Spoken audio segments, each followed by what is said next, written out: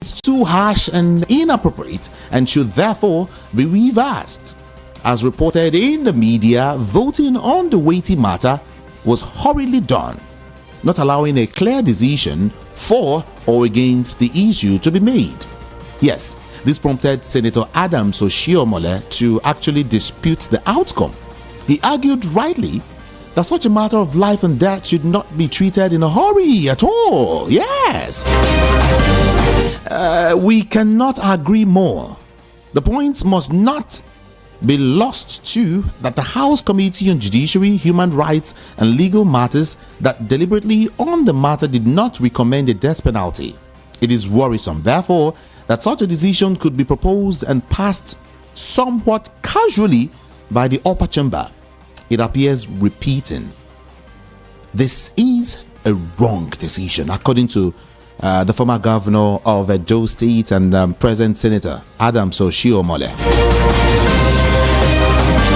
Now, Section 11 of the National Drug Law Enforcement Agency Act prescribes on conviction, imprisonment for life for any person who without lawful authority imports, manufactures, produces, plants or grows the drugs popularly known as cocaine, heroin, LSD or any other similar drugs. The same punishment awaits anyone who exports, transports or otherwise traffics in these drugs or sells, buys, exposes or offers for sale or otherwise deals in them and all of that. On the other hand, the NDLEA law prescribes, a much lesser 15 to 25 year imprisonment for convicted users of the illegal drugs. Maybe because they are victims of the profit-motivated manufacturers and distributors.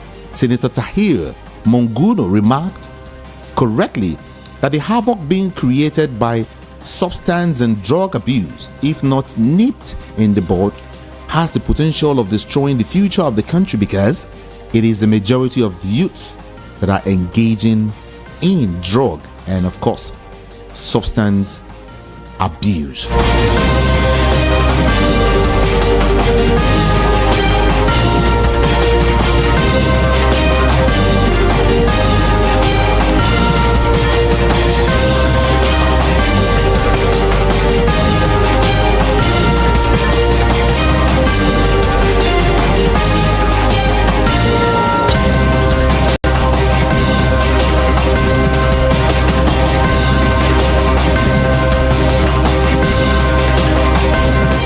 Okay. You know what I would do? Let me see if I can get the attention of someone, all right, who's going to join me on the show briefly.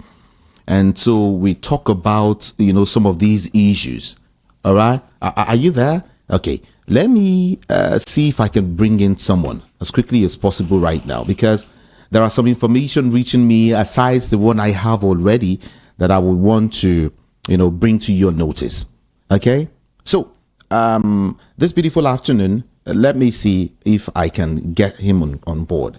Okay, let's see. Let me bring in Barrister Evans Ofeli here. Good afternoon to you, sire. Welcome. Hello. Good afternoon. Are you there? Hello, Barrister Evans. Are you there? Hello. Okay. Are you there, sir? Can you hear me? I can hear you. Okay. Good to have you join us on the show this afternoon. You're live. Yes. Okay. Now, there is this issue I would love you to, help us look at quickly, because of the argument. There are 2 or 3 basic issues, though. But the first one is the fact that in commemoration of his first anniversary in office, President Bola Ahmed Tinubu has actually directed his ministers to present their performance reports to Nigerians. The Minister of Information and National Orientation, Muhammad Idris, while announcing this at a press briefing in Abuja yesterday, he said that the low-key first anniversary celebration will be marked with sectorial media briefings by the 47 federal ministers starting from today. Now, there is this argument that, it's really not supposed to be about, the president calling 47 ministers to come and show forth what they've done so far. It's about the president himself telling the country where we are as at now. Barrister Evans Ofeli, please tell us what you think about all of this. The president is abdicating his responsibilities, and he's trying to put the ministers on the floor for Nigerians to assess. That is wrong. Mm-hmm. The ministers were not voted by Nigerians. The president was voted into office. He employed the ministers to help him implement his manifesto.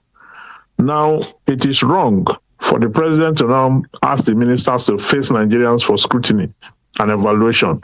That's wrong.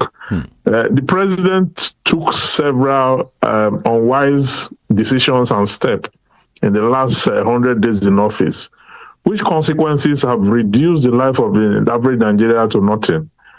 And he is now, looking for a way to push the blame on someone to go and explain to Nigerians. That is not acceptable whatsoever. We know the law, and we know what assessment is in the light of governance. So if our life have not improved in the last 100 days, it has consistently degenerated, almost like it is even it has broken down irretrievably. Okay. So it's not the right thing he's doing. I mean, I wonder whether this president even understand what he's doing in the first place, what governance is about. It's unfortunate. It's the president that will give us, the scorecard. It's still worship. He should be able to tell us that through the minister of so and so, the federal government have been able to do construct these following roads through this minister and so. Okay. The federal government have been able to enhance international relation and non-alignment, foreign policy, and the rest of that. So he doesn't have any information in his disposal. That his ministers are neither here nor there. His policies are convoluting and suffocating. Okay. His governance style is completely not cohesive at all. Okay, now you said this. On the other hand, some persons are like, well, he picked them now. He made them ministers to work for him, to cover A, B, C, E, and all of that. So he can call on them to, show Nigerians where we are. Show to the people what you have done so far. According to some persons, he's been open to an extent, to Nigerians. What do you think? That is not being open to Nigerians. The ministers are not answerable to Nigerians. The ministers are answerable to the president, and then the president answerable to Nigerians. So that is not being open. That has been cracky. That has been crafty. It's an old man's way of pushing blame to a child when he can no longer defend the incompetence and the lack of tact that he has brought the nation under. So we won't. I, for example, will not fall for that trap. Okay, it's a trap that a lot of people are falling already. Analyzing it and no. Mandate is what you look at. Who have the mandate of the people, the president? What has it done with the allegiance and mandate given to him? You understand? We've seen cases where the president might decide not to even appoint a minister in a sector. The petroleum sector, for example, for over, either 12 years or 8 years thereabout, we've not had any petroleum minister. Because the president prerogative to so do. If he had not the persons he employed, they are not relevant in the scheme of things when it comes to performance and stewardship. All right. It is the president that will give his stewardship. He can use them as a point of contact in a speech presentation to say that the minister actually did that for the country, but it's the president that would give his stewardship, not asking the minister to tell Nigerians. To tell Nigerians what? Did the Nigerians vote the minister? It's the person you vote for that you ask to give account. Okay. It's that simple. All right. Barrister Evans, let me bring two accounts to play here. First is the account of the Vice President Kashim Shettima. You know, he has described the president's administration as decisive, stating he has made key reforms. Let me quote him. He said, if there is a single word I can search for to describe the administration of President Bola Ahmed Tinubu, it has to be decisiveness. That's on one account. Now, another one. In an assessment of President Bola's first year in office, a one-time member of the House of Representatives and elder statesman Dr. Usman Bugaje accused the administration of lack of progress in addressing the nation's pressing issues. Now, let me come to you now. In your own opinion, how would you assess, the president's 1 year in office? The president 1 year in office is poor. It's less than 1% over 100. Did you say 1%? Yes. Yes. Because the very day he was elected into office, he started making errors. He started with, taking a decision impulsively on his feet. Someone who have not even talked about the consequence. After he had made the subsidies gone pronouncement, the thought around the strategy to bail out Nigerians from the consequence became an afterthought. And for me, any leader who is unable to think clearly, purposefully, and take a decision as heard, you don't lead 200 million people in that manner. You don't. Even in a household where a father takes such kind of radical, abrasive decision, it affects the family. Sometimes it takes them 6 months or 1 year to come out from the consequences of that action. And it will strain the family and drain everyone. Okay, when you have over 200 million pounds, you're taking such decision without any plan, without any thoughtfulness, and thereby reducing the life of the people to nothing. And then you're asking your ministers to go and talk to Nigerians to that. Let me say it clearly. This president have no direction.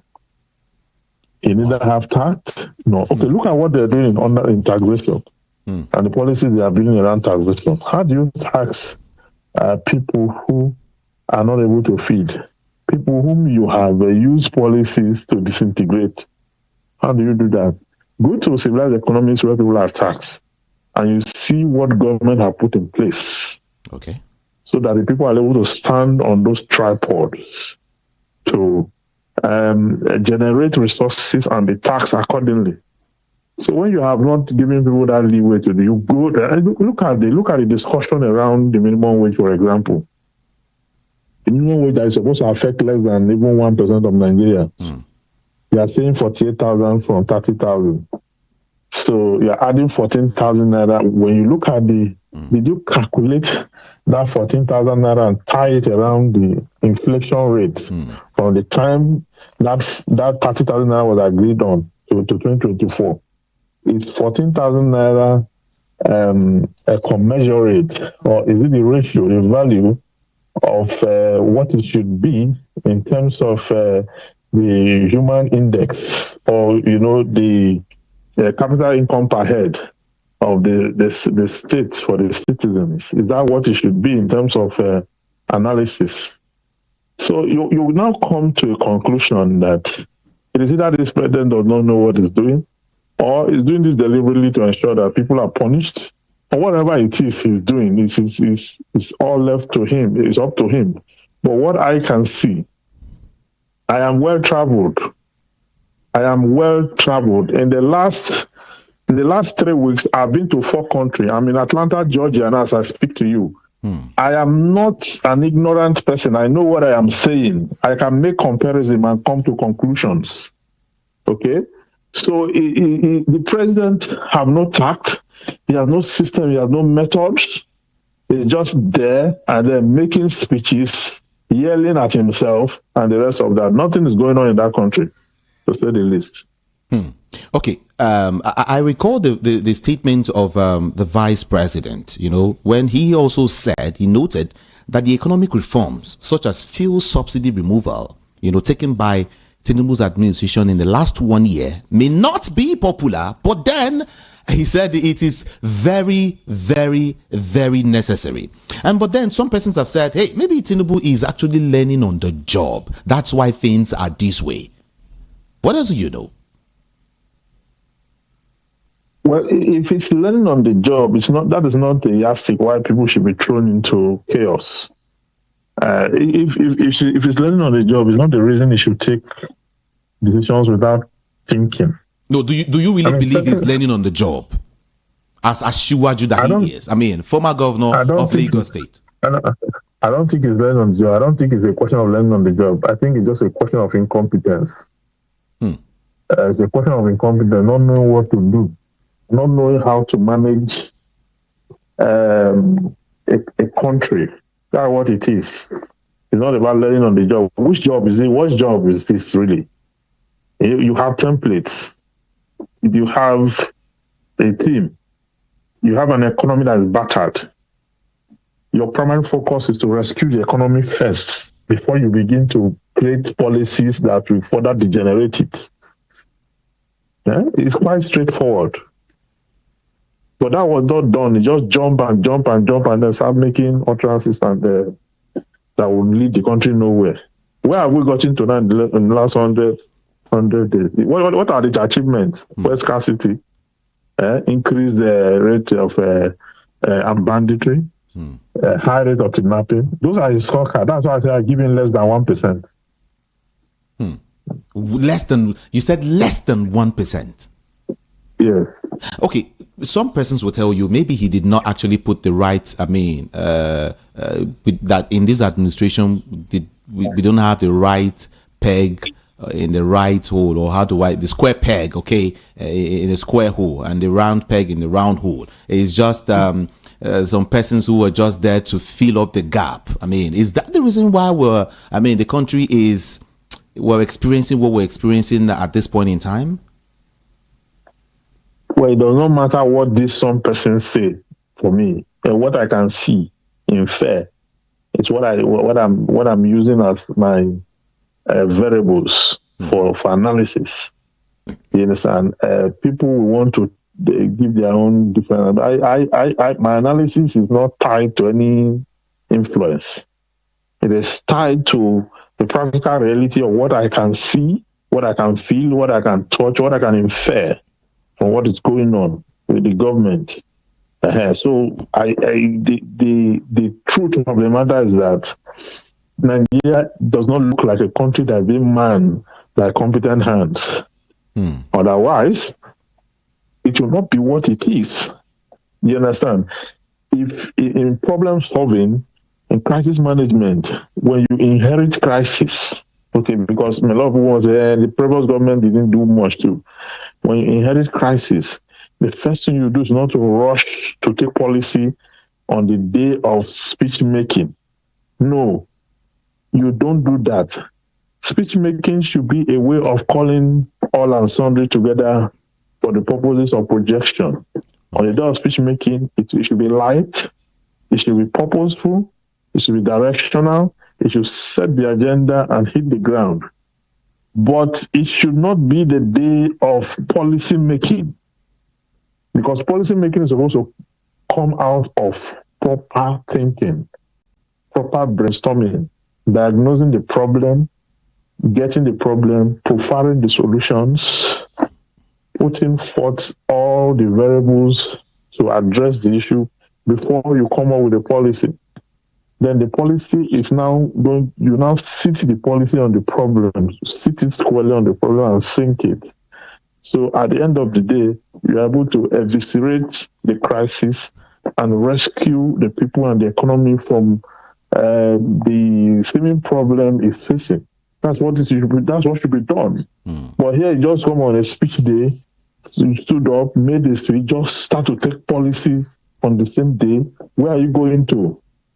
Who are you leading? What are you telling us? You understand? Who do you lead that way? So all this thing they come and say Jagaban this, Jagaban that, he knows this, he knows that. I don't agree. Does not know it. Otherwise, the country will not be where it is today. So that's what I think. All right. But before I let you go away from that story, Atiku, is in the news. Atiku has vowed to keep contesting as long as he is healthy.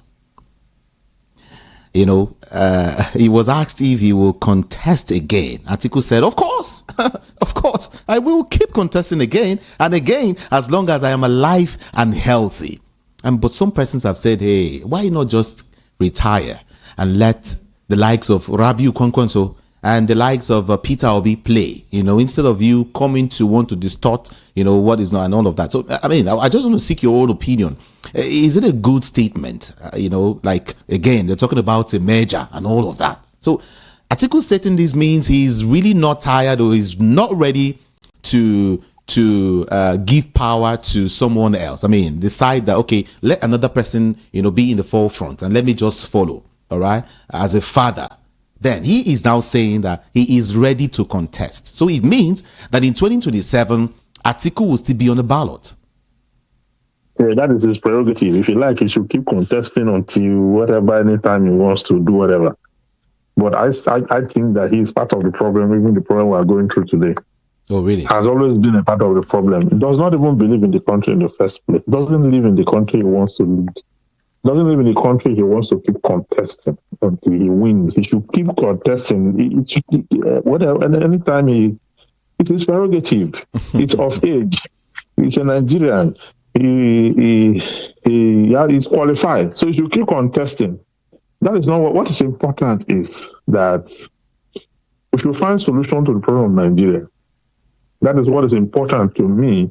As long as we're able to find a solution to the problem of Nigeria, fine and good, then it keep everybody in good shape. To me, if you want to contest, you contest. If you are losing, keep losing. Or whatever it is you want to do, just keep doing. But I do not care about all that. To be sincere with you, I do not care about all that. That is a threat to the merger. He's even already giving you an answer that he's not in for the merger. Yeah, that's what he's saying. That whatever it is, repeat of you another is going to collapse. That's what he's telling you. He's indirectly telling you that if there's going to be a merger, he must be the one that must be taken as the flag bearer of whatever merger. However high and low the merger comes from, he must be the one that must. And that is one of the ways mergers like this fail. And when it fails, it gives APC another 4 years to entrench the misery index in Nigeria, to give us a run for our lives. Because it's clear that they are not able to manage the country. They are not able to do that. It's very, very clear. And it's unfortunate. It's unfortunate. Now, Atiku is giving you a glimpse of what the future look like. That we are nowhere coming home. That's what he's telling you. So they should keep mismanaging themselves and the country until they get tired. Do you think it's about merger, really? Or do you even think there's any kind of merger that will oust the current, All Progressives Congress? The current administration. Is there any kind of merger right now that will... No, if you look at the size of the ruling party, you have to look at the size of the ruling party. How did the ruling party unseat the PDP? It's as a result of merger. So they increase their ban capacity. Okay? Merge with other political parties, put the right strategy in place, and then do a proper groundwork. You cannot rule out merger. Of course, if you look at the result now, the last result, look at the last result now, 8 million, 6 million. By the time you put the Article 8 million together with Obi's score together, you notice that both of them, actually, if you put the score together, who would have lost? That's a simple arithmetic now. That's what we're looking at. Of course. That projection you see, okay, if you have the supporters of someone like Atiku, for example, together with the supporters of Peter Obi, okay, let's assume that Atiku steps down for Peter Obi. Now, the Atiku supporters and Peter Obi supporters had won the election any day, anytime. You understand me? Of course. But someone is telling you, unfortunately, that he's the one that will keep contesting. So, and the canvas, if it will be stepped down for Atiku, they have an agreement of maybe you do 4 years, I do 4 years, which politicians do not keep to, or maybe Obi do first 4 years, Atiku do another 4 years. If they have such kind of arrangement, they could make a projection. Okay. And first, unseat the APC first. That's what's important. Unseat them first. They're taking us 200 years backward. Unseat them early. If you're not able to unseat them early and they do 8 years, it will be difficult for the party. If the party cannot do a merger now, it will be difficult for it to do merger after 8 years. You know, if we don't put together this calculation properly, we're going to be in trouble. You know, Atiku's words, I love to read it out because, you know, it's just somehow. He said, even the former U.S. president, you know, Abraham Lincoln, contested 7 times before finally winning. However, given the current state of the PDP, it is clear that a single-handed effort will not, you know, suffice to win the election. Strong support and collaboration with other parties are required. The former vice president will be 81 by, you know, by the time the next presidential election comes around in 2027. He will be 81, you know, and don't forget that he has run in 2007, 2019 and 2023. He's saying he's still going back there. He's young. Okay. Finally, before I let you go now, there's something really happening in Kano State, and to some person is a very beautiful one. Alhaji Muhammad Sanusi II, the 14th Emir of Kano, is on his way back to the throne. Back to the throne. You know, remember what happened between himself and Ganduje, how he was dethroned in 2020. But then ahead of his deposition, the Kano State Emir, you know, the Kano State appointment and deposition laws was promulgated by Ganduji's administration in 2019, and 4 additional emirates were created: Rano, Karaye, Gaya, and of course Bichi. But then the big deal now is that we hear that something big is about to happen, that Emir Bayero, you know, is out already of Kano, as Sanusi is set to retake the throne. Is it a good one at this point in time, before I let you go? Well, it is the Emirate administration. They have their own way of putting their leadership together. As long as there's peace and tranquility, former Emir Sanusi actually did a good job whilst he was there. We saw the reforms, how he promoted education of the girl child, which is critical. How he's able to read the economy effectively, offer solution, advise the governors effectively, and consult for the federal government. I think he should be allowed to go back. He seems to understand this society. He seems to have the economic rudiments to contribute positively to the growth of the country. So I think he's a good one. Let him go back and continue the good job he has started. I think that is fine. Barrister Evans Ofeli, I want to say thank you so very much. I do really appreciate. Thank you for joining us on Matters Today. Thank you so very much. You have a beautiful day today. Yeah, thank you. All right.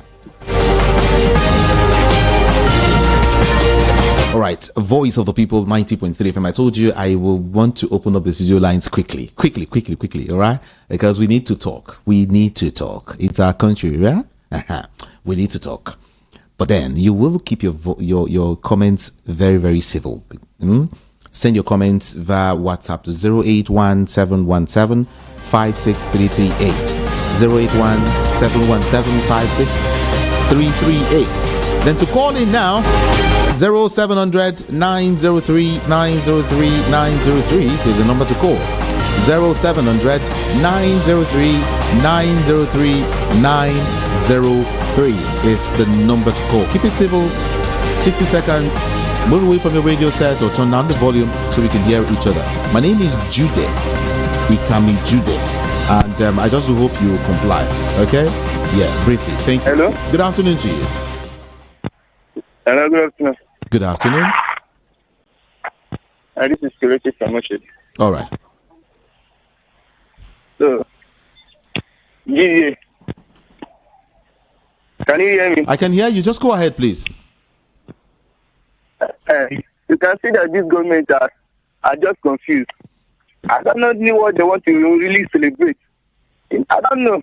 Is it the ones that they have inflated, or the market, of course, or what? I don't know what they want to even celebrate. Is it the minister? You can see the country that we have. That a minister, a lawyer will be minister of aviation, accountant will be minister of power. Which power? I can tell you that how many weeks now there is no light, and they are telling me that they are celebrating.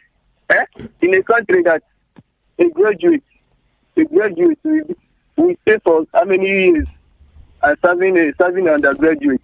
I will say my sister finished 2013. Today she haven't got any work today. Which country are we running? And what are they celebrating?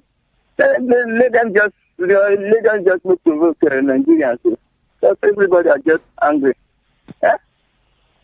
Thank you, my brother. Appreciate your call. Thank you. 0700 903 903 903 is the number to call. 0700 903 903 903. Good afternoon to you. Hello, good afternoon, sir. Welcome. Good afternoon, sir. Yes, welcome. Good afternoon. Yeah, my name is Chris, calling from Biafra. All right. Yeah, I want to thank God for you guys, and then the event I just called from Georgia or whatever. You guys really tried to talk well on the reality in the country. But I want to... Hello? That I want to tell you sincerely that the president has failed. He came unprepared. And it's like trying trial and error, trying to do this, trying to get things worked out. And it's not, of course, before you succeed, you must prepare. No student go to succeed in an exam without preparation. I want to talk basically on the president. The president, I tell you the truth, there's nothing that will come out of Tinubu's government. That's the bitter truth, because there was no prior preparation. Thank you very much, sir. All right. Thank you so very much. Let's do more. Like I said, your messages, just send, in case you can reach me, you can send a message and I'll read it. 081-717-56338 is the number. Just send a message and I would read it. Thank you. Good afternoon. Good afternoon. Yes, good afternoon. Good afternoon, GP. Yes, good afternoon. I want my stake this afternoon is that these our government officials, let them remember that one day they will stand before Almighty God and give account of their stewardship to God Almighty. But that time, it's not a man they will give account to. It will be to their Creator. And they should know that God does not take bribe. Because none of them, they are thinking that as they are doing it here on earth, that is how it will be done there in the great beyond. God is not a Supreme Court judge issue. Because why I'm saying this is about this Nnamdi of the former governor of Kano. This is what he did, and see how God is trying to shame him now. And another thing is that man should also remember that he will give account of what he's doing here to God Almighty. Because I see that where people are raised, where this former governor of Imo State, making it accused him also that his hand was in what of removing him. Is it the kind of leader he is? Let them remember. Look at now, they are celebrating 1 year. They forget that their children are stranded outside Nigeria. What the Western world think about our leaders here? If they are celebrating 1 year and their children are stranded in other countries, and they don't care, they don't want to know. this thing breaks my heart too. That is what my take this afternoon. And you did remember you promised me that you're still going to bring someone from Ngopala. I'm still waiting for that. No, I did not say I was going to bring anybody. I said I will find out what is actually happening. The state of the road you mentioned the last time. And I have also given you the report that, of course, what you said is true. But you know our government now is wanting to know, is wanting to push it to work. Okay. That is it. Okay. I thought you said you are going to bring somebody for me. No. Okay. Thank you. Thank you so very much. I appreciate you.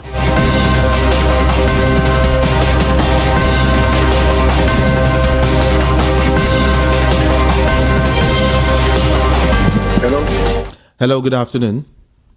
Hello, good afternoon. Yes, good afternoon to you. Judy. Yeah. Hey, Kami, Judy. Well done. It's for you for a mode of you. All right. Yeah. So what I want to talk about here is about a coach that has been given the authority to coach a team. He has players of attacker, defenders, and midfielders. So anything that happens to that team is the first place to the glory. And if that eventually fails, lost matches, he's the one too that will first of all probably figure out. So the players, they don't have any issue. So the coach. So like the presidency, for example, now the president is the one. So nobody cares about who employs as minister, who employs as whatever. There, those ministers, we don't know them. We know most of them through him now to be serving in our government. Nobody elected them. You understand me?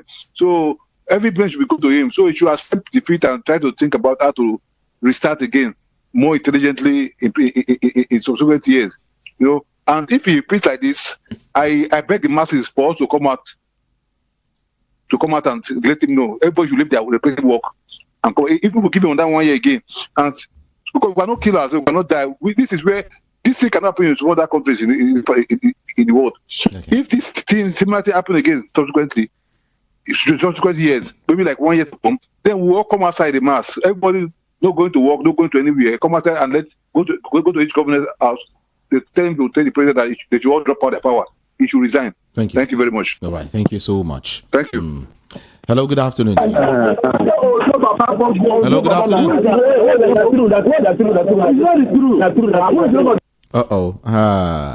Those people, they argue there seriously. Oh God. All right. Let me let you know, in case you just joining us, in case you just tuning in, let me do a little bit of recap back to back. Okay. I said that Vice President Kashim Shettima has described President Bola Ahmed Tinubu's administration as decisive, stating that he has made key reforms, that the president has made key reforms, you know.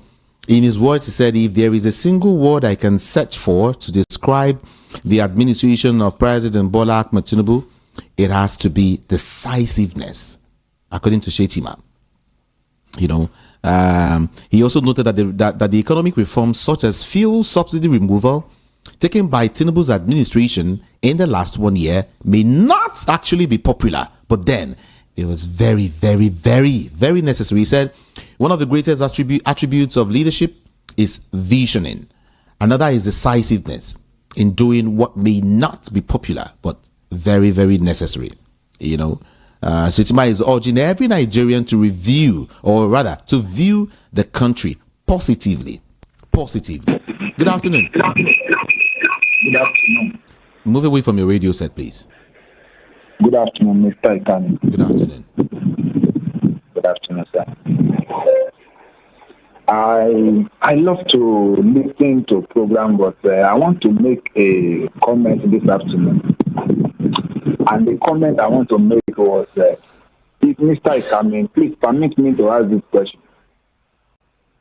If somebody want to marry a lady and the mother-in-law or the father-in-law says, this girl is going to probably, it will be okay for you for the next 8 years. Can you wait for the next 8 years? And you kindly wait for 8 years for you to marry the girl. And when you marry the lady finish, and you are not giving dividends of your marriage, the parents are not seeing anything. Would you complain about it? Of course, you will. You have the right to. Because these are presidents. This is Mr. Sam from Mafoluko calling you from Mafoluko. Okay. This man waited for 8 years. I believe 2015, he was among those that put the former president in seat. And at the end of 8 years, he said that it is our turn. It is my turn. So I believe that this man should be able to know what to do. But people said he's trying that. No. This is a deliberate act. Okay. What is happening to us now is a deliberate act by our leaders. And I believe, by God's grace, the Lord will disappoint them. Two things is imperative. Put our penalties in order before you say subsidy is gone. And number two is that holistically deal with the security issue in Nigeria. The remaining one is will fall in place. Two things is important. Number one, put the penalties in order. Even out of the three, you can put one in order. All these skyrocketing prices in the market will go down. You and I know that whatever that happened to fuel today affected everybody. Forget about this money, this labor, whatever. Labor is not the problem of Nigeria. The problem of this country is our fuel. The moment anything happens to fuel today, everything in Nigeria, even the mama that is selling the seed, everything will be added. God bless you, my brother. I love your program. Bless you too. Thank you. This is Mr. Sam from Mapoluku once again. All right. Thank you. Well, the vice president stated a couple of things, though, as regards the president. I mean, the current administration, their administration. You know, I remember he mentioned something. He said, internally, Nigeria has a number of concerns to whistle down, from insecurity to economic diversification. I mean to say, to energy stability, food insecurity, industrialization, productivity, high inflation, and a host of others. He said, as I will explain below, the government of President Bola Ahmed Tinubu is valiantly tackling many of these issues in a decisive manner. He said, we are certain that in a short while, every Nigeria will see clearly emerging a new, fully energized nation, ready to face the world and to take an elevated space in the pantheon of nations. Okay. Okay, let me leave that alone first, so that some persons will not tackle me. Let me not just go down. But then, in a swift response to what this man said, to what the vice president said, a one-time member of the House of Representatives, an elder statesman, Dr. Usman Bugaje, accused the administration of lack of progress in addressing the nation's pressing issues. Bugaje was asked about the government's decision to mark Tinubu's first year in office with a low-key approach without any fanfare. In his response, Bugaje said, as citizens and as people who have been in government, clearly the last 1 year has been a tragedy. Simple. There is not one problem that they have been able to solve. So, I cannot see any other than low-key. This man says that he has not seen one solution that the current administration has been able to provide. He attributed the low-key approach actually to the administration's recognition of the public's frustration and, of course, the public's anger.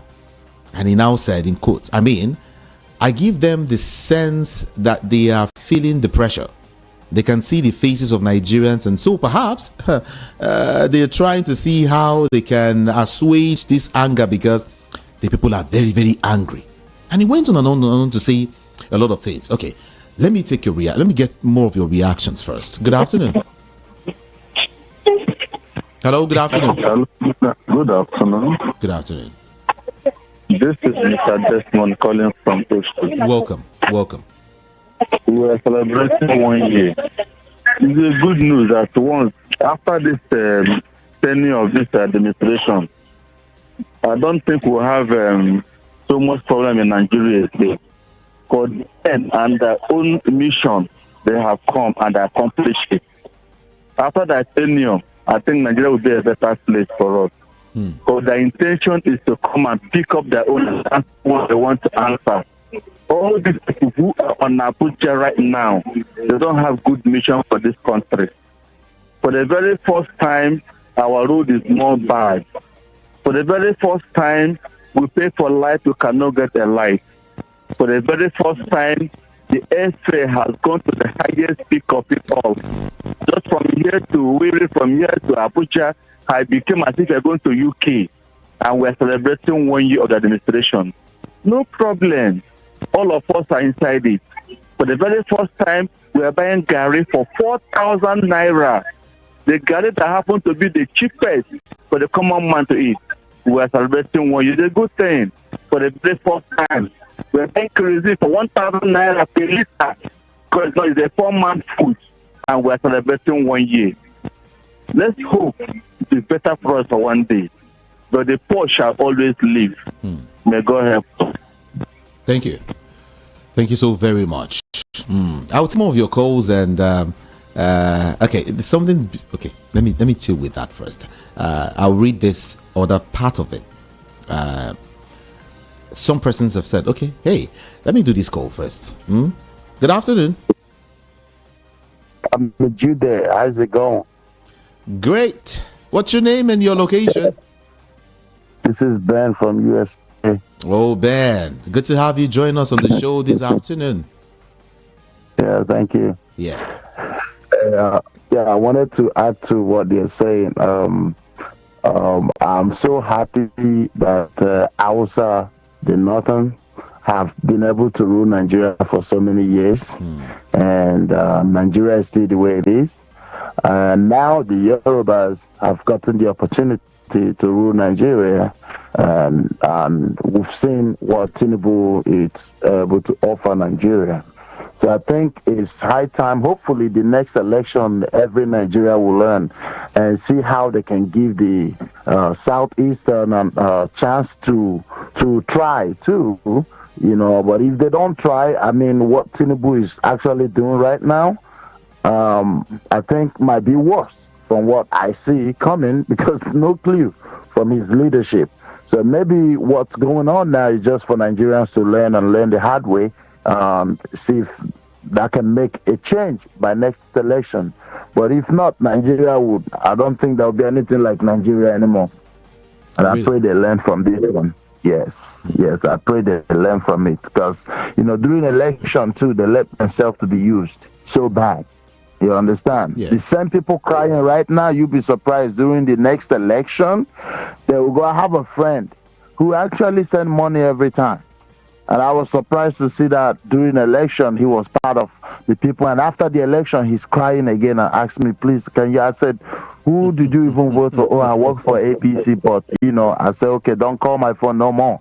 Because we are actually fighting for better governance. Yes, we are fighting for good governance. We are not actually fighting, to answer that name, Biafra. No, the reason why people are looking for Biafra is just an option. Let's find something else. We are tired of the so-called Nigeria is not giving us good hope and governance. So I pray that Nigerians will learn this time and learn very, very well from the next election. Thank you so much. Thank you so much, Mr. Ben. Appreciate your call. Hello, good afternoon. Good afternoon, Jude. Good afternoon to you. God bless you. My name is Peter. I want to give my own opinion or perception to 1 year in office of Emirate. Okay.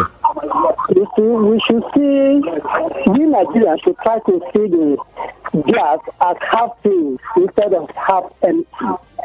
What am I trying to say? The point is that when you wake up early in the morning, you may want to own the whole world, get house, your own personal house, cars, children, and so on and so forth, which is very normal. But if you don't have this and you have life, then you have to thank God for having life. Then put that as it may, I want to relate this to Tinubu's government. In as much as there's political stability at the moment, and of course continuation of democracy, we should see it as an achievement and then beg for more political stability. So that he has not actually, achieved most of the things he said he achieved. And then the hardship in Nigeria, has been brought about by the removal of subsidy, petroleum subsidy and the floating of the naira. But we should have hope that one day it will be better. Then concerning his ministers, like many Nigerians have said, that there are 4 outstanding ministers which we have known, like the Minister of FCT, the Minister of Interior, the Minister of Works, and the last but not the least, I think the Minister of Agitation. You understand? But I will use this opportunity to let Bola Ahmed Tinubu to reduce his cabinet.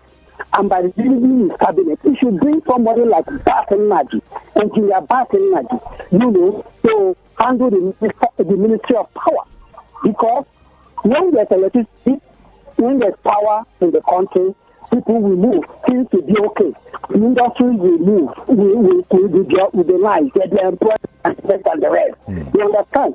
So that is my opinion for now. I know many of our Nigerians don't actually like what has happened in the past 1 year.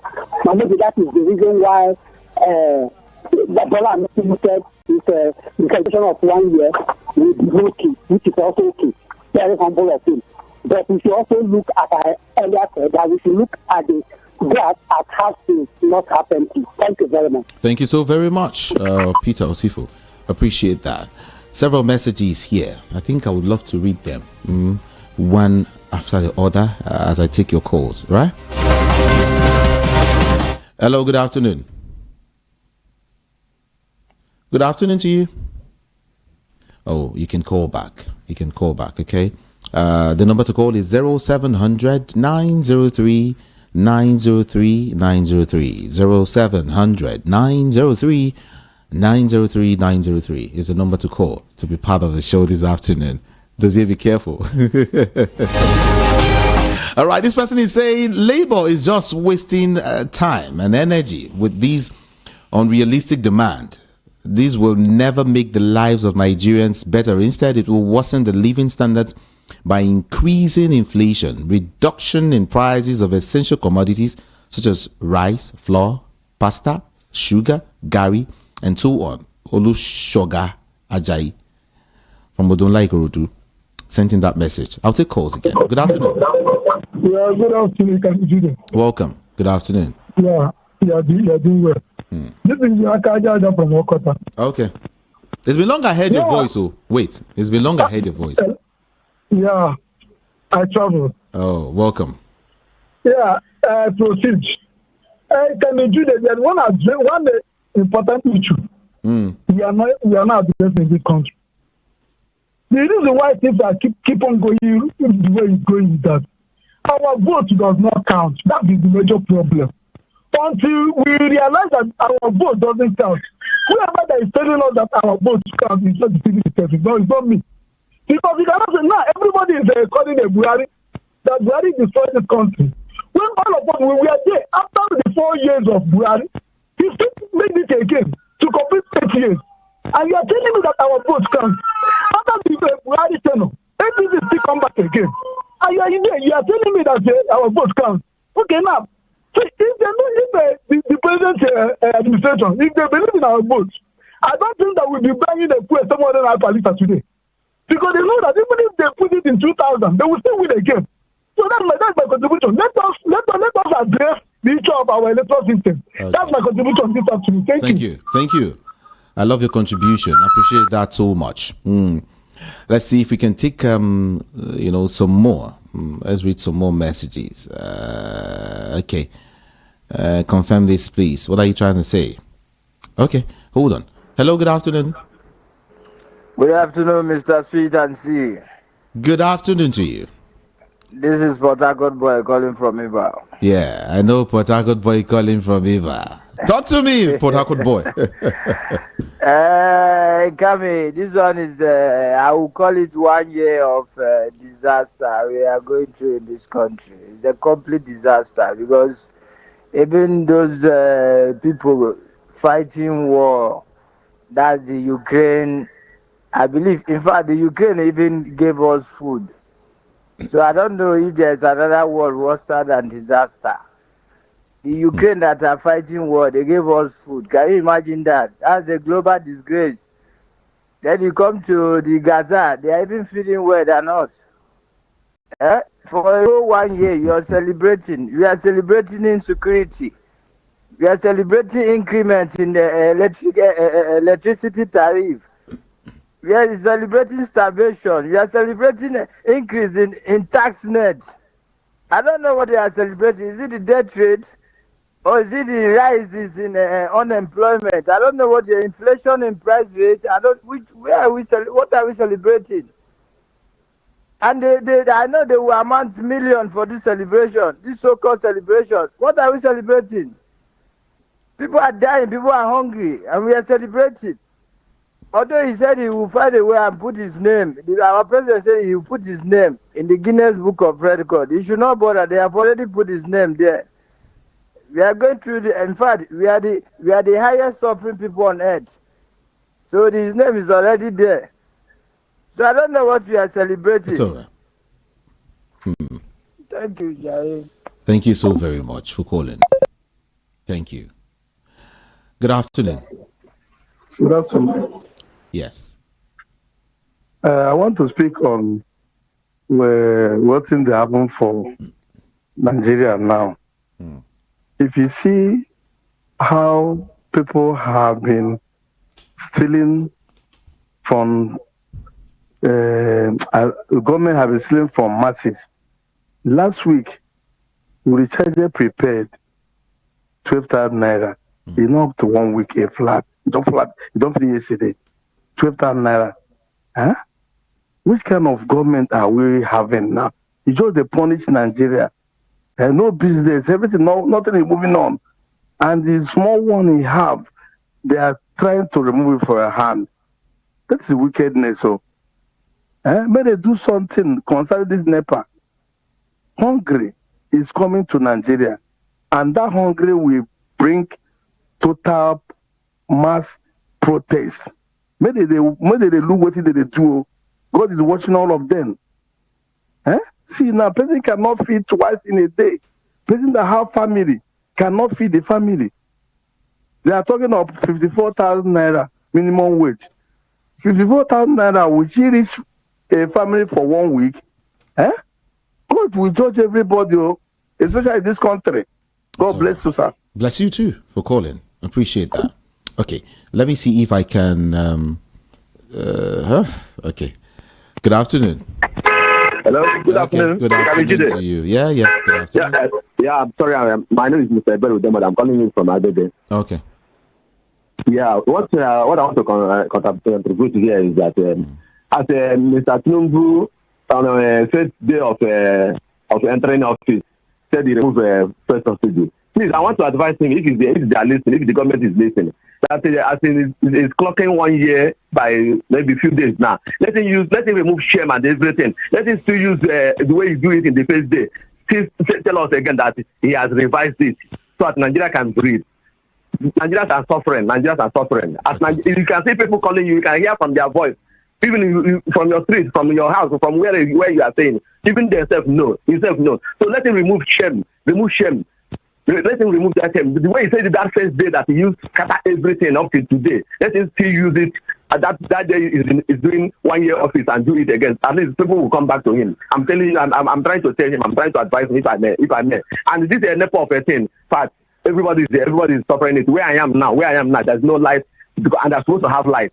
The morning that I recharge to have like a 6 days or 7 days light. If I use the same money, since when they increase anything, I'm using that money is lasting me only a day. Only a day.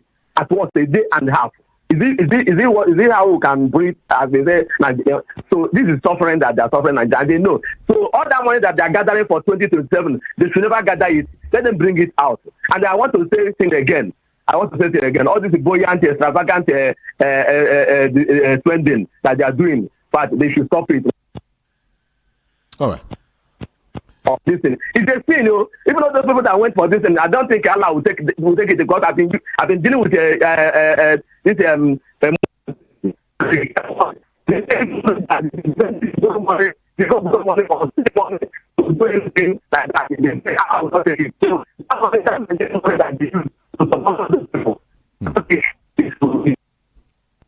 Uh-oh. Your network, I guess. All right, this person is saying something here. He said, I honestly feel that this president does not understand his contract with Nigerians. My worry is that his peddlers had alluded that he had been preparing for his job since only God knows when.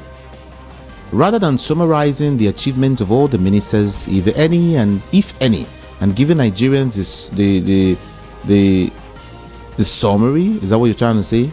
Or the summation or the submission, whatever. He has asked them to concoct and give us non-existent achievement. There is nothing on ground to celebrate. I don't know if he has ministers of insecurity, poverty, hardship, hunger, and long suffering. These are the only offices whose ministers performed excellently well and above average, within this 1 year. Tony Anele sent that message. Okay. Well, this one is said the merger of Buhari and other political parties wearing the reason that Buhari won the election in 2015. Okay. The main reason was because of the massive looting of funds openly, the Boko Haram killings, and the fact that Jonathan was busy campaigning instead of going to do his work as a president. If it was someone like Peter Obi that was in Jonathan's place, PDP wouldn't have lost the election, no matter the merger, because he would have been busy fixing the holes that those rats created to destroy the house. That is Nigeria. This is Michael from Surulere. Let the president know that Nigeria is not Lagos. He is a ruler, not a leader. His pattern of politics would not work in Nigeria. Nowadays, Nigerians are wiser now. They are complicating the issue the more by celebrating what they are celebrating. What are you trying to say? Okay, and they are celebrating. What are they celebrating? Okay, it's all right. Would it be out of place if Nigerians should decide to do away with government in order to face what's befalling them squarely without hopes of whatever from leaders? Udom sent that message. Okay. Let's do some calls first. Let me come back. Good afternoon. Good afternoon, Kanu. Yeah, good afternoon to you. Well done for your good work. And the course is all this day. I'm not the pick my Grandma to perform. Grandma, good afternoon, ma'am. Good afternoon. What of the children, the wife? Great. God will continue guiding you. Amen. What in my papa they celebrate? They buy Gary 4,000 for Ike. Kerosene 1,007. I they buy for the father for Nita. Our road do no good. What is they celebrating? They celebrate us for inside hunger. Now God will judge us. Bye. Thank you so very much, Mama. Appreciate that call. Yeah. Good afternoon, Ikami Jude. My names are Chief Valentine Okuda.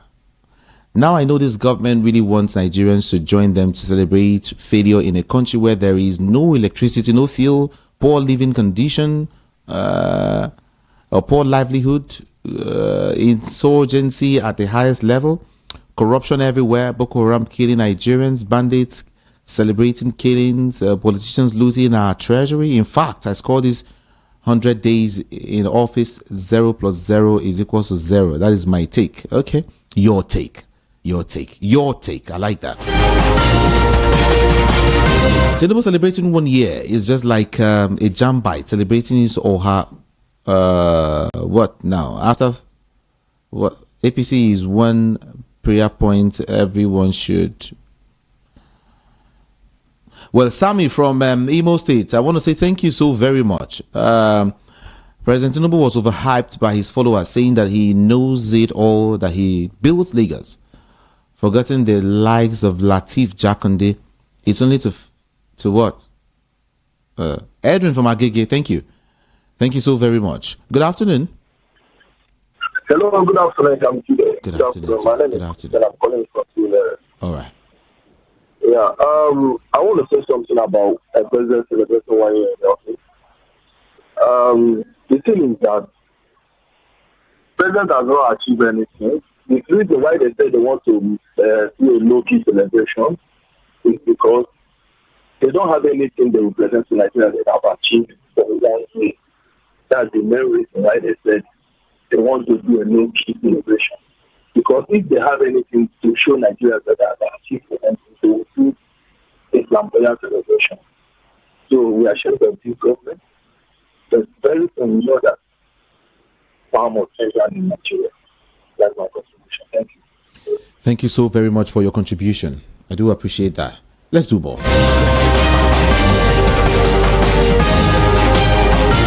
I'm going to touch some of these messages on YouTube. I hope they are clean enough to read.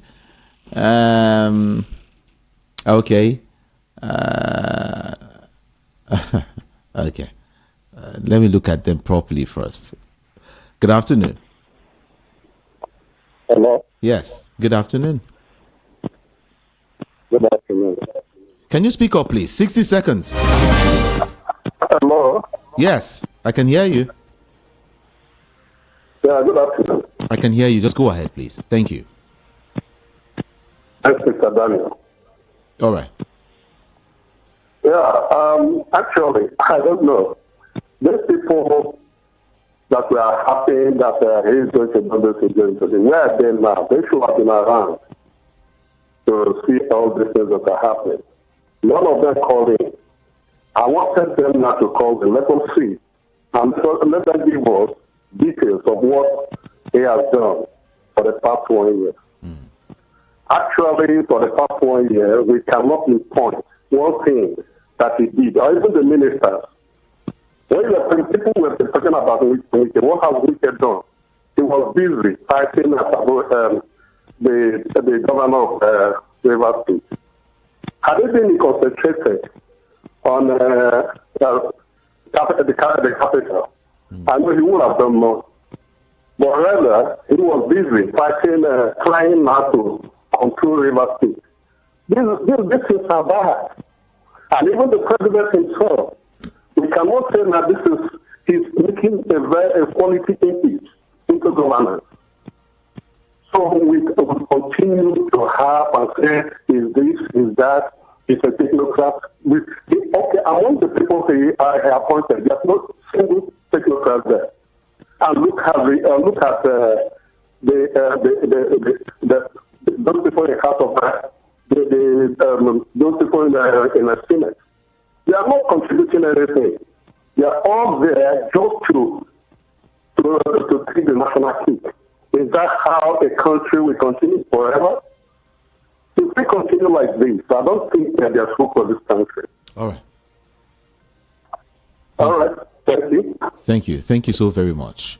You don't think there is hope for this country, but all of you saying all of these, everyone who has been complaining, hear what the Minister of Information and National Orientation has said. Mohammed Idris today announced that the President Bola Ahmed Tinubu was fully dedicated to lowering the cost of living and business operations across the country.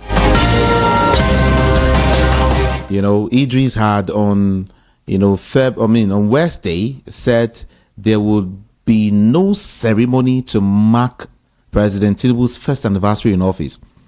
He said instead of a celebration, ministers in the president's cabinet will be featured in sectorial briefings to give account of their stewardship starting from today. Now, speaking at the opening of the ministerial sectorial briefing in Abuja, Idris highlighted the president's commitment to increasing the financial well-being of Nigerians by putting more money into their pockets. Additionally, he emphasized efforts to attract both local and foreign investments, aiming to significantly transform the nation's infrastructure. The minister assured that the administration would not pause or relent until it has successfully delivered true renewed hope to all Nigerians. So he has said that the current administration of President Bola Ahmed Tinubu was fully dedicated to lowering the cost of living and business operations across the nation, Nigeria. That's what he said. what do you have to say? Good afternoon. Hello. Good afternoon. My name is Nnamdi, calling from Oshogo. All right. I want to tell you that it is a shame for APC. For 1 year, they could not point one thing, that this is what they have done. After that, when he was blasting Jonathan, he said any government cannot speak power. It's a failed government. So APC government under President Tinubu is a failed government. He fell in every area. Yes, he has traveled more than Buhari. Under 1 year, he has traveled. Where is he? He's outside country. He wants to celebrate 1 year under Loki. But he has traveled almost every part of the world.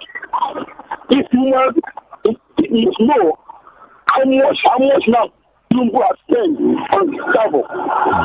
Just money to keep on his pocket. The one money we have wasted on travel now is just on his pocket. This money can be put in one place. I'm sorry for this country. Thank you. On that, shame. Appreciate your call. Thank you. Your time is up. You know what? There are several developing stories, and as part of those stories, I want to, or as part of the ways whereby we want to run the show, I would love to digress, in some of these stories. I would read them out. And okay, hey everyone, there's a breaking news. Let me not forget to mention that quickly. There is a breaking news, and this one will shock you, everyone. The House of Reps are seeking the return to old national anthem. Hey, I want to sing the old national anthem. Nigeria, we hail thee. Gen Z will not know this one at all. Nigeria, we hail thee. But anyway, that is the information reaching me right now. The House of Representatives today debated a bill seeking to return to the old national anthem. Leading the debate on the general principles of the bill, the sponsor of the proposed law, Julius Ihobere, acknowledged his argument to the need for patriotism and nationalism. While the bill enjoyed the support of Ahmed Jaha, a lawmaker from Borno State, it was rejected by the House Minority Leader, Kingsley Chinda. So the reps are seeking the return to old national anthem. If you are in support, say aye. If you are not in support, say nay. Can the eyes have it again this time?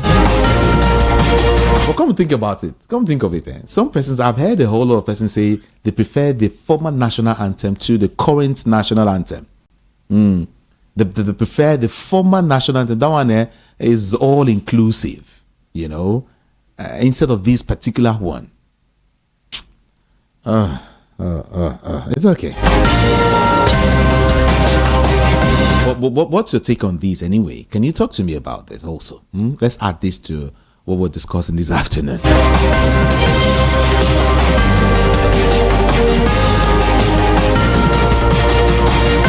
And don't forget, I also told you that Atiku Abubakar, who happens to be the 2023 PDP presidential candidate, has said, or has vowed rather, to keep contesting as long as he's healthy. Did you hear that? I'm telling you now. We was asked actually if he will contest again. Atiku said, of course, I will keep contesting again and again as long as I am alive and healthy. In his words, he said, even the former U.S. President Abraham Lincoln contested 7 times before finally winning. However, given the state of the PDP, it is clear that a single-handed effort will not suffice to win the election. Strong support and collaboration with other parties are required. The former vice president will be 81 by the time the next presidential election comes around in 2027. Atiku will be 81. Atiku has run for the presidency 6 times, but has been on the ballot as a presidential candidate on 3 occasions.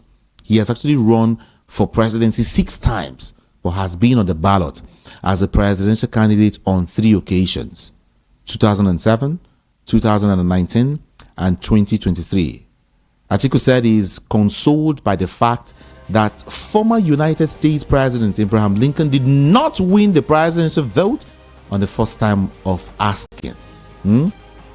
He also spoke about the crisis in the PDP, though, saying that the party needs to be united and forge alliance with other political parties to win the presidential election in 2027. This is coming amid speculation of him forming a coalition with other political parties. Of course, you remember last week that Atiku had met with his counterpart from the LP. I'm talking about Peter Obi. This is to anybody that thinks there is going to be a misunderstanding between me and Obi. Let me assure you that not even a small issue is going to happen between us. Also, we are going to be behind anybody that will be chosen to represent us in the forthcoming elections. He said about the meeting. That was what he said after the meeting between himself and Peter Obi. But then he's talking about forming an alliance, and then he's saying that he will continue to contest until, since he has got his health strong, good enough, he will continue to contest. And people are now asking somehow, does it mean that if there's a coalition, does it mean that this man will still want to remain, will still want to remain in the forefront? Does it mean he will still want to lead,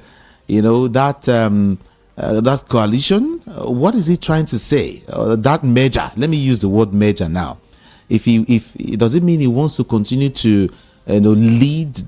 Does it mean he will lead the merger? If it comes true, is that what Atiku is trying to say? So there are a couple of questions here and there that Nigerians are actually asking. But let's see how all of these will unfold. Seriously, we want to see how it will all play out. I'll get to the studio lines again quickly and take your calls. The number to call, like I said, is 0700 903 903 903. 0700 903 903 903. Then WhatsApp 081 717 56338. 081 717 56338. That's our WhatsApp number. Do send in your messages. Thank you so very much. Good afternoon to you. Good afternoon. Good. Yeah. My name is Leo. Welcome, Leo. Thank you. I've heard all you said. Wonderful news everywhere. But let me start by talking about APC and their celebration. You see, I blame Nigerians. In this is 9 years of APC's governance here. And there's nothing to show for it, for crying out loud. What any governance in this country that is looking up, or that they are looking up? I don't think there's any. Rather, there is been nosediving from insecurity to naira currency exchange to food crisis to unemployment. Just name any single thing. The central bank is giving us lopsided, or in fact, some assaulting on their policy. 1 minute naira goes up, 1 minute it comes down. Now, let me take it like this. For Atiku Abubakar, even if nobody wants to advise him, when these hawks are around some of these big-time politicians, they always protect their own interests. How can Atiku be telling us that at 81 he will continue to contest for president as long as he's healthy? Then I need to go and get one old man in my village that's 110 years, because that man is healthier than a 40-year-old man. See, everything has time. They should allow this country to move forward. Must it be him? He has been blessed in this country. 2 times vice president. He has made it. He lives in Dubai and visits Nigeria. And for APC, I want to tell Nigerians, please, if you know what to do to help yourself and your family, please go ahead and do it. Because I don't want to say that clueless. If there's anything less than clueless, I would have used it. But because I'm on the radio, I will not use that language. But let me score Tinubu's government. I'm scoring them 5%. And that 5% is because the seat of the president of Nigeria is not vacant. Otherwise, there's no point scoring them. And this one, Tinubu is always bringing his ministers to come and defend what they are doing. Does that suggest that he didn't give them KPI? Okay. Is it not you that give each minister KPI? Then you measure them. Anybody that's not performing, you sack him. For instance, that's what a leader does. You be in the forefront of it. Not telling me they come and address the public. You see, what this man is statically doing to Nigerians is that he wants to shield himself from his responsibilities. So that instead of blaming him, we now begin to blame ministers. And most times I hear people praising the minister of FCT. I don't know why they are not praising the minister for power. They should have been praising them because as far as I'm concerned, unfortunately, Nigerians have not been where governance is working. If they have visited such countries, they will know that all these their parameters of measurement is disgusting. What has Wiki done? What has the other one that is in the Interior Ministry? What did he do? Okay, he did some things. Okay, fine, you can get your international passport under 1 hour. And so what? Okay. These are not rocket science things. It's okay. You see, because once you touch a little thing like this, Nigerians will be crying. And it is because of delusional kind of thinking that we should support a candidate who know that he has no single capability to move this country forward. And this is largely because of our bigotry, because of our tribalism. And that's why we're not talking about 90 billion that is going to be wasted on subsidization of Hajj. For crying out loud, who does that? In spite of the tax resources that we have, what cost us, or who brought us to this mess? Honestly, it's annoying because when I look at the smaller children, I look at their future and I cry and I weep. And that's why they're turning themselves into circles of criminality, circles of 419 circles, because there's no way. If you look, let me tell you next time, please. Nigerians to ensure that they really vote people who went through education. Because that's what is killing our educational sector. And that's what is killing leadership in this country. All right. Only money back can survive. Thank you. Please let me commend you. You've been doing a wonderful job. May God bless you, my brother. Thank you so Thank you so much. Appreciate your call. Right. Thank you. Thank you. Don't forget, I also mentioned the issue of Kano State, like what is happening in Kano State right now. I mentioned it earlier, and let me just mention it again for those who sake of those who just joining us. Emir Bayero is out of Kano, and Sanusi is set to retake the throne. You remember Sanusi, Lamido Sanusi, that man who is an orator, is about to come back. Somebody said that Abdullahi Umar Ganduje is fading away gradually. I mean, look at what is happening in his own state. Before his own very eyes, a lot of things are turning again or against him. Like, it's heavy.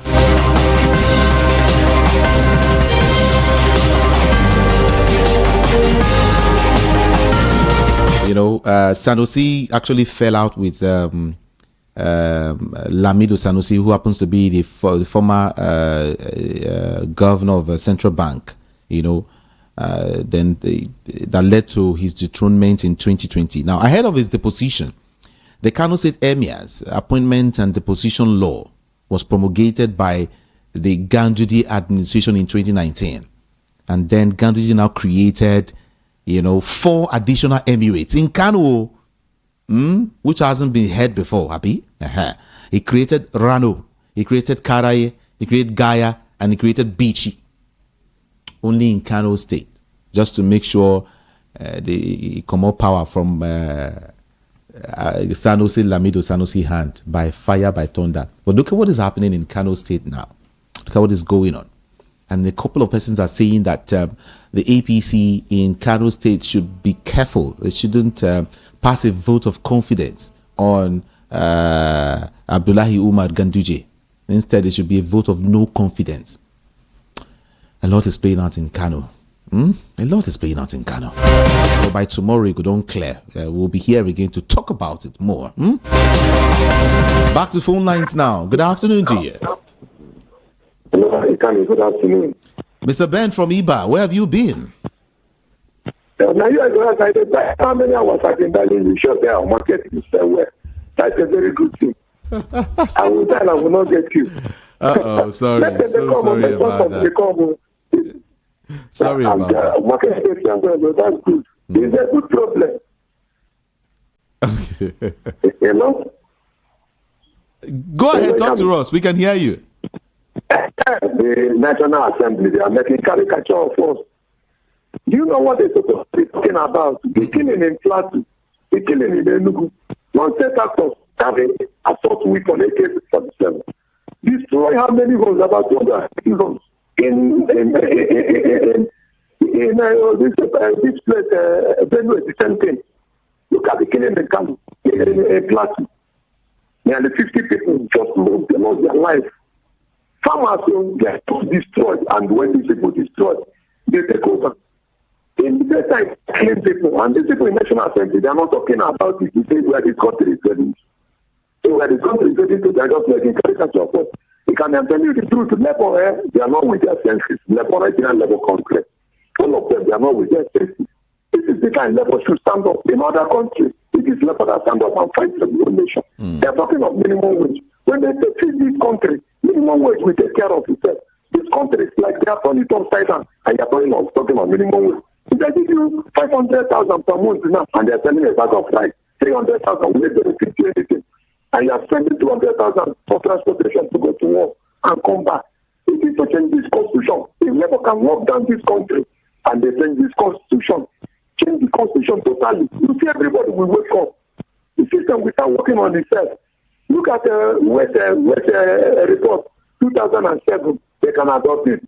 Also a report every year. What they keep on saying when they are amending electoral act is that section 1 part 3 that talk about Mr. President electing electoral officers, appointing electoral officers. That one is no good either. Can you imagine? And look at what they are displaying. Buhari winning, on his own, took 30 trillion.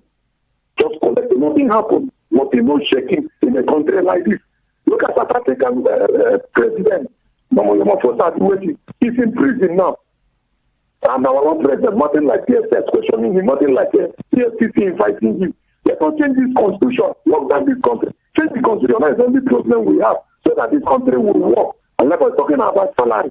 What are not that nonsense salary increase that they're talking about? Let us set actors, non-set actors. What are a lot of people like me? What are people that are selling in the local market in Alaba, in trade fair? What of the people that are doing handwork? How about them company workers? How about them? It is only few people. They are not up to 1%. 0.005%. That is their number in this country. They are not up to 1% in this country. And they think that when they collect 5 salary, things will improve. Mr. President, they are telling you the truth. What he's doing is too bad. He's not even interested. He doesn't know. Okay, this minister is calling now. It is not this minister's fault. If you start this minister and appoint other ones, the problem will be worse. The people around him, if Mr. President wants to work, let him bring better resources and ask better education. Better do mention the Olobumi Ojo. Better do mention the these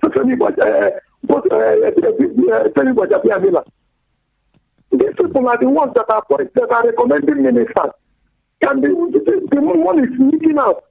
Money is leaking out. When these ministers collect money, they will not do work. Look at what Olobumi Ojo collected. Is it not 500 billion? 500 million just for consultants.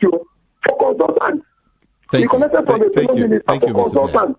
And to generate a register, social register, he will collect 3 billion for collecting. Thank you so much, Mr. Ben. Because of our time. Thank you so very much. Okay, let me quickly read through these messages before we wrap things up. This afternoon. Nigerian problem would not remand Nigerians in the school of hope. After every 4 years, we are made to reactivate our hope for another better Nigeria, another election year. But things keep getting better or better instead of better. How long shall we keep waiting and hoping? Hope differs, make the heart sick. Okay. Thank you so very much. Your name, you didn't drop your name. I appreciate that though. Mrs. Pauline Atoku, we are celebrating survival of the fittest. We're celebrating after everything. We are still one Nigeria. We can see their own celebration. What are we saying here? What we're saying here does not concern them. Okay. Austin from Egbeda, please, our government to repent and apologize to Nigeria. If not, God would judge our country from the leaders to come on Nigeria. New national anthem, is it a problem? Those celebrating or deliberating on this, not get work. Thank you for your message. We are on a okay, thank you. After listening to you now, I will wait for Precious and Dr. Darlington this evening. Okay, how many of Tinubu's ministers can you mention? Even the few people mentioned, what have they really done? Aside fighting people and talking tough like some angry social media influencers. I was among those who said I said it way before 2023 that Tinubu knows what now. It's quite lengthy, Sha. But thank you so much. What's your name? You didn't drop your name. Thank you, though. Good afternoon, Jude. Though good father will hear that his children are being driven from school and still go ahead in hosting or celebrating any party of any kind without doing something about the children who are out of school. The NLC are busy negotiating on the amount they want. What about those that are not government workers? Instead of fighting for the prices of food and other commodities and things that will affect the people down to the poorer Nigerians, including the farm persons, NLC should better tread with caution. But I got boy from Iba. The old national anthem. Just imagine what they are deliberating in their chamber. People are dying of hardship, and here they are talking about old national anthem. The trumpet needs to sound. I'm just tired of this country. Sammy from Imo. Oh my God. So, oh my God, I'm tired, seriously. Me too, I'm tired. I want to go. Please, where is our president, Bola Tinubu? Leave that one. Leave that one. I'm tired of reading some of these messages, I must say. I'm tired. But then, I also said that the recent approval of death sentence by the Senate as a penalty for some drug-related offenses is too harsh and inappropriate and should therefore be reversed. As reported in the media, voting on the weighty matter was hurriedly done, not allowing a clear decision for or against the issue to be made. This prompted Senator Adams Oshiomhole to dispute the outcome. He argued rightly that such a matter of life and death should not be treated in a hurry.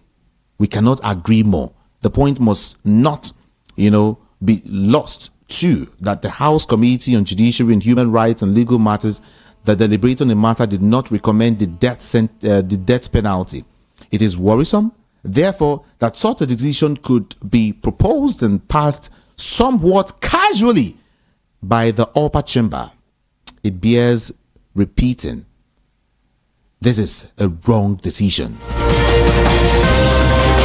That was what Adams Oshiomhole said about that death penalty, just so you should know. But then as regards what is happening in Rivers State, hear what Ugochinyere said. Ugochinyere, who is a chieftain of the PDP and a member of the House of Representatives, has accused the acting national chairman of the party, Umar Damagum, the minister of the FCT, Nyesom Wike, of plotting to return 27 Rivers State lawmakers who in December 2023 defected to the All Progressives Congress. He also alleged that Damagum has procured the services of Joshua Musa, a senior advocate of Nigeria, seen as a friend of the FCT minister, to file secret action against PDP interests. That's what Ugochinyere is saying. They said Damagum and Wike are working against PDP. This Rivers matter strong, go seriously. But people of God, we have to go. We have to go. See, tomorrow will be an open mic edition of the show. Okay? Like tomorrow, you have enough time to talk. We will talk. We will talk. But it should be objective. All right? It should be objective without any form of bias. Okay? Open mic edition will be tomorrow from 1 to 3 p.m. My name is Jude. Ikame Jude. I want to say I love you all so very much. Thank you. All of those who sent the messages. Thank you. Those who called in, I want to appreciate you too. Thank you. God bless you. Let's see tomorrow. My name is Jude. Ikami Jude. On social media, Ikami Jude. IKAMIJUDEH is the handle. Anywhere on social media, just go type it. Thank you. Love you all so much and do have a wonderful day. See you tomorrow. Good afternoon. Dear valued listener, we believe in free speech, but with freedom comes responsibility.